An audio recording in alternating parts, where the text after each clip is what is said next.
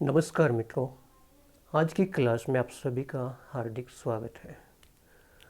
हम प्रश्नावली 1.3 का प्रश्न पढ़ रहे थे और उसी के अंदर अगला हम प्रश्न करेंगे प्रश्न नंबर 8। प्रश्न नंबर 8 सार्वत्रिक समुच्चय के बारे में है। तो मैंने आपको पहले सार्वत्रिक समुच्चय के बारे में नहीं बताया है, तो सार्वत्रिक समुच्चय के बारे में दो बातें पढ़ेंगे, उसके बाद में हम प्रश्न नंबर 8 करेंगे। तो देखिएगा, हमको क्या दे रखा है, सार्वत्रिक समुच्चय, जिसको अंग्रेजी में बोलते हैं यूनिवर्सल सेट। अंग्रेजी में इसको क्या बोलते हैं, यूनिवर्सल सेट बोलते हैं। अगर मैं आपको बताना चाहूँ कि सार्वत्रिक समुच्चय क्या होता है, एक ऐसा बड़ा समुच्चय जिसके अंदर दिए गए सभी छोटे समुच्चय उपस्थित होते हैं, तो वो बड़ा वाला जो समुच्चय होता है उसको सार्वत्रिक समुच्चय कहते हैं।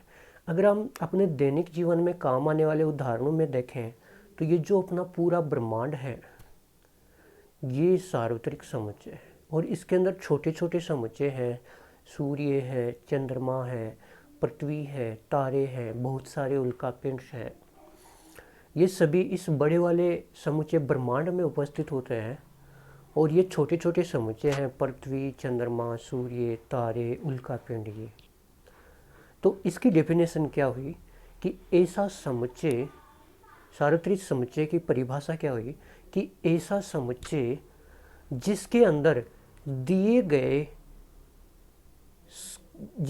दिए गए कम से कम सारे समुच्चय उपस्थित हो, इसके अलावा भी जो समुच्चय है, अवयव है, वो उपस्थित हो सकते हैं। तो इसकी परिभाषा देखिए क्या है। सार्वत्रिक समुच्चय की परिभाषा है कि ऐसा समुच्चय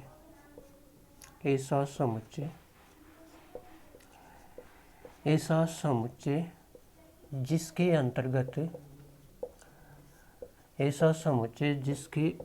अंतर्गत कम से कम, इतने तो आने ही चाहिए, कम से कम दिए गए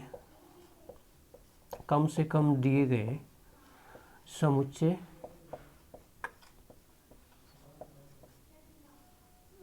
उपस्थित हो, कम से कम दिए गए समुच्चय उपस्थित हो, और इसके अलावा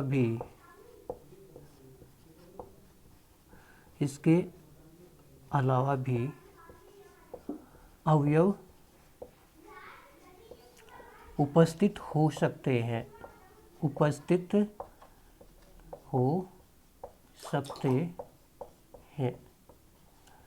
यानी कि जो छोटे छोटे समुच्चय दे रखे हैं वो तो बड़े वाले समुच्चय के अंदर कम से कम उपस्थित होने ही चाहिए। इसके अलावा बड़े वाले समुच्चय के अंदर एक्स्ट्रा कोई अवयव आए तो वो आ सकता है। इस बात को अगर मैं एक छोटे से उदाहरण से अगर आपको समझाऊं तो देखिएगा, अगर मेरे पास में कोई सार्वत्रिक समुच्चय है, यूँ, पहले आप इसको लिख लो कि सार्वत्रिक समुच्चय को प्रदर्शित किससे करते हैं। सार्वत्रिक समुच्चय को U से प्रदर्शित करते हैं। U का मतलब होता है यूनिवर्सल सेट, सार्वत्रिक समुच्चय।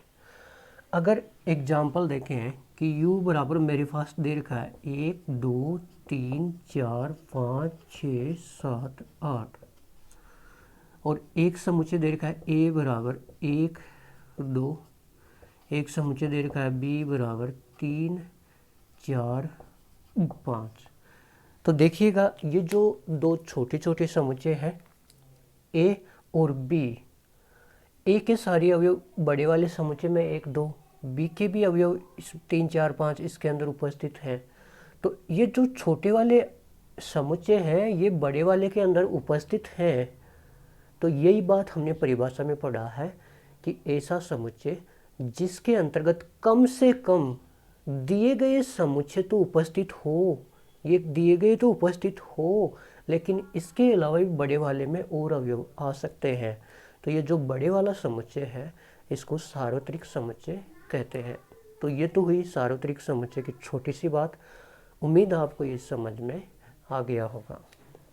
अब प्रश्नावली 1.3 में हमको प्रश्न नंबर 8 दे रखा है कि निम्नलिखित में से प्रत्येक के लिए आप कौन सा सार्वत्रिक समुच्चय प्रस्तावित करेंगे।